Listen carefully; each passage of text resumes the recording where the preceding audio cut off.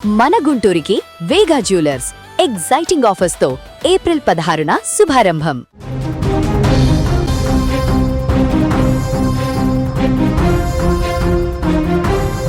విజయారెడ్డి కేసులో సంచలన విషయాలు వెలుగులోకి వస్తున్నాయి. గత కొద్ది రోజుల క్రితం అంటే సుమారుగా 2 నెలల క్రితం తెలుగు రాష్ట్రాలలో తీవ్ర సంచలనం సృష్టించినటువంటి చర్లపల్లి సాఫ్ట్వేర్ ఉద్యోగిని విజయారెడ్డి ఫ్యామిలీ ఆత్మహత్య కేసులో ఇప్పుడు బిగ్ ట్విస్ట్ చోటు చేసుకుంది. ఈ ఏడాది జనవరి 31వ తేదీన తన 2 పిల్లలతో కలిసి రైలు కింద పడి విజయారెడ్డి బలవన్మరణం చేసుకున్న సంగతి మనందరికీ తెలిసిందే. అయితే ఇది అందరూ కూడా ఆత్మహత్య అని అనుకున్నారు. కానీ ఆస్తి కోసం సొంత వాళ్ళే పన్నినటువంటి కుట్ర అంటూ విజయారెడ్డి భర్త సురేందర్ రెడ్డి ఇప్పుడు సంచలన ఆరోపణలు చేశారు.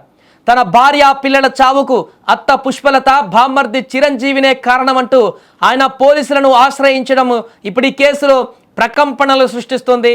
ఉన్నత విద్యావంతురాలు సాఫ్ట్వేర్ కంపెనీలో టీమ్ లీడర్గా నెలకు లక్షల్లో జీతం, ఎంతో సంతోషంగా సాగిపోతున్నటువంటి విజయారెడ్డి జీవితం చర్లపల్లి గట్కేసర్ రైల్వే ట్రాక్ పైన అర్ధాంతరంగా ముగిసిపోయింది. ఆ రోజు అర్ధరాత్రి తన పిల్లలు చేతనారెడ్డి, విశాల్ రెడ్డితో కలిసి రైలు కింద పడి ఆ తల్లి ఎందుకు ఆత్మహత్య చేసుకుందనేది అప్పట్లో పెద్ద మిస్టరీగా మారింది. అనేక దర్యాప్తు చేసిన, ఎన్ని రోజుల పాటు శోధించినా కూడా అది సాధారణంగా స్ట్రెస్ తోని చేసుకున్నటువంటి ఆత్మహత్యగానే పరిగణించి ఆ కేసుని అంతటితో వదిలేసినటువంటి సిచ్యువేషన్ కూడా మనం చూసాం. దుబాయ్లో సాఫ్ట్వేర్ ఇంజనీర్గా ఉన్నటువంటి భర్త సురేందర్ రెడ్డి హుటాహుటిన ఈ మరణం తర్వాత రావడం, అంత్యక్రియలు జరగడం కూడా పూర్తయిపోయింది. పోలీసుల విచారణలో ఎవరు కూడా తమకు అనుమానాలు లేవని చెప్పారు. కానీ ఇప్పుడు ఈ కేసు ఊహించని మలుపు తిరిగింది. ఇక అప్పుడు ఎలాంటి అనుమానాలు లేవు. పూర్తిగా ఈ కేసు కూడా తను డిప్రెషన్లోకి వెళ్ళి ఈ రకమైనటువంటి నిర్ణయం తీసుకుంది, ఒంటరితనము అనుభవించలేక అంటూ కూడా ఫైనల్ కంక్లూజన్కి అప్పుడు రావడం జరిగింది.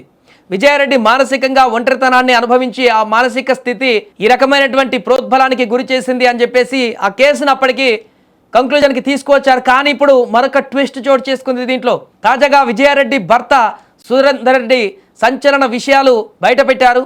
తన భార్య పిల్లలను అత్తమామలు బామ్మర్ది అకారణంగా పొట్టన పెట్టుకున్నారని ఆరోపిస్తున్నారు.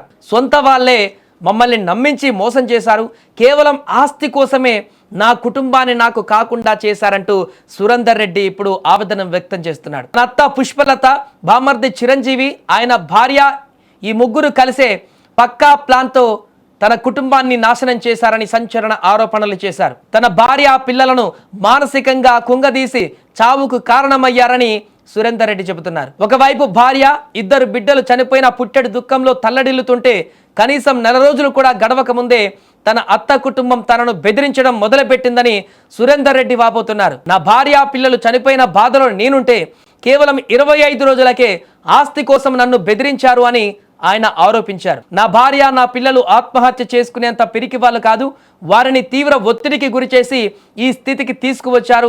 ఒకవేళ వాళ్ళ వేధింపులకు నేను కూడా చనిపోతే నా ఆస్తి మొత్తం నా తల్లిదండ్రులకు లేదా ఒక ట్రస్ట్కి రాసిస్తాను, కానీ ఆ కిరాతకులకు మాత్రం నా ఆస్తి దక్కనివ్వను అంటూ సురేందర్ రెడ్డి తీవ్ర భావోద్వేగానికి గురయ్యాడు. నిజంగానే ఈ కేసులో కొత్త కోణం ఉందా?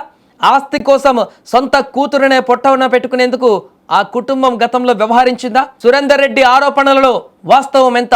జనవరి 31 రాత్రి విజయారెడ్డి ఎందుకు అంత కఠిన నిర్ణయం తీసుకున్నారు? ఈ ప్రశ్నలన్నిటికీ ఇప్పుడు పోలీసులు సమాధానం వెతకాల్సి ఉంది. సురేందర్ రెడ్డి తాజా ఆరోపణలతో పోలీసుల విచారణ ఇప్పుడు మరింత వేగవంతం కానున్నట్టుగా కనపడుతుంది. వాళ్ళకు కన్ను ఉందేమో నాకు తెలియదు. 3 రోజుల తర్వాత చనిపోయిన 3 రోజులకి నా ఆస్తులన్నీ నా చెల్ల మీద ఉన్నాయి, మా ఆస్తులన్నీ మా బిడ్డ మీద ఉన్నాయని చెప్పారు. అది కరెక్ట్ కాదు. అది తప్పుతో పట్టేయడానికి, మీడియాని పోలీసు వాళ్ళు తప్పుతో పట్టేయడానికి, వాళ్ళ ఆస్తులు ఏమి లేవు ఈమె పేరు మీద. ఎవరైనా కానీ తన ఆస్తులు తన మీద పెట్టుకుంటే తన ఆస్తులు బిడ్డ పేరు మీద పెట్టారు. ఇంకోటి ఏంటి అంటే మా ఆస్తులే ఆయన రియల్ ఎస్టేట్ చేసేది. రియల్ ఎస్టేట్ చేసి మేము ఇచ్చిన డబ్బులతో రియల్ ఎస్టేట్ చేసేది. అప్పుడు మా వైఫ్ డబ్బులు ఇచ్చింది కాబట్టి మా వైఫ్ ఆమె పేరు చేసుకోవాలనుకుంటుంది, కానీ అతని పేరు మీద చేయాలనుకోదు. ఎందుకంటే అతని మీద నమ్మకం లేదు మా వైఫ్కు. ఇన్ని రోజులు ఇప్పుడు 18 ఏళ్ళు ఆయన రియల్ ఎస్టేట్ అంటాడు. ఆయన రియల్ ఎస్టేట్ ఏం చేయలేదు, ఇట్లా కూర్చొని పడుకొని ఉంటాడు. ఏదైనా రియల్ ఎస్టేట్ చేయాలనుకుంటే అలా చెల్లకి చెప్తాడు, ఈడ ఒక 40 లక్షలు ఉంది ఈఎంఐ అని. 40 లక్షలు ఇచ్చిన తర్వాత ఆ డాక్యుమెంట్ అన్నీ మా భార్య దగ్గరకు వస్తాయి, సిగ్నేచర్ పెడుతుంది. ఓన్లీ రిజిస్ట్రేషన్ టైంకే వెళ్ళి రిజిస్ట్రేషన్ చేసుకొని వస్తుంది. ఇవన్నీ వాళ్ళు చెప్పినవి రాంగు. మీరు పర్సనల్గా ఎంక్వైరీ చేయండి. మీరు ఎంక్వైరీ చేసి దాంట్లో నిజాలు తెలపండి. నాకు నమ్మకం ఏంటంటే ఆ 3 గంటల సేపు ఏం జరిగింది ఇక్కడ. ఆ 3 గంటలు మా వైఫ్ ఏదైనా సూసైడ్ నోట్ రాసి పెట్టిందా, ఇంకేమైనా రాసిందా, అది నాకు తెలియదు. ఎందుకు వాళ్ళు 3 గంటల సేపు ఇక్కడ చదవవలసి వచ్చింది. ఇంకోటి మా వైఫ్ బెడ్రూమ్లో ఒక కాలిపోయిన కాగితాలు కనిపించాయి. ఎవరు దాన్ని కాల్చారు, దీని ఈ హిస్టరీ వెనుక ఎవరున్నారు? మా అత్త, మా బొమ్మడిది వాళ్ళ వైఫ్ వాళ్ళేనా, ఇంకెవరన్నా బయట వాళ్ళ వ్యక్తులు ఉన్నారా? అది తెలుసుకోవాలని ఉంది. ఖచ్చితంగా వాళ్ళ చావు కారణం ఎవరైనా కానీ కఠినంగా శిక్షించాలి.